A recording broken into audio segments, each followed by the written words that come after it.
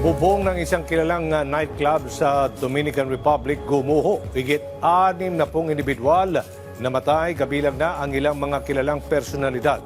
Samantala, mga indigenous people sa Brazil ay sumugod sa Kongreso para manawagan ng proteksyon sa kanilang mga lupain.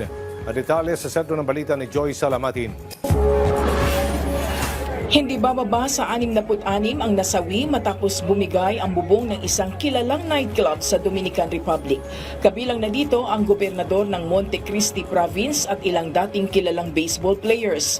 Ayon sa otoridad, nangyari ang trahedya sa kalagitnaan ng concert ng Dominican singer na si Ruby Perez na kinalaunan ay idineklarang dead on arrival sa ospital matapos matabunan ng debris. Nagdeklara na ng national mourning si Dominican President Luis Abinader kasunod ng trahedya. Patuloy naman ang investigasyon ng mga otoridad.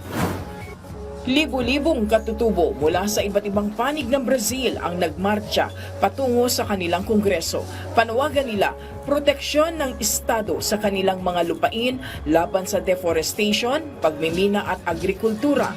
Tinanggap ng House of Representatives ang mga delegasyon sa ilalim ng Free Land Camp, ang pinakamalaking pagtitipon ng mga katutubo sa Brazil. Binigyan diin naman ng isang dating miyembro ng Chamber of Deputies ang kahalagahan na maipakita at maibigay ang karapatan ng mga IPs. Sa Dubai, nasa 200 na mga sporty fur babies ang bumida sa isang obstacle race. Tandem na kumasa sa 2.5-kilometer race ang mga pet owner.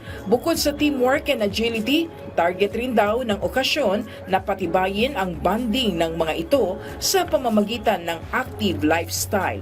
Ito ang kauna-unahang Power Challenge na inilunsad sa Dubai. Joy Salamatin para sa Pambansang TV sa Bagong Pilipinas.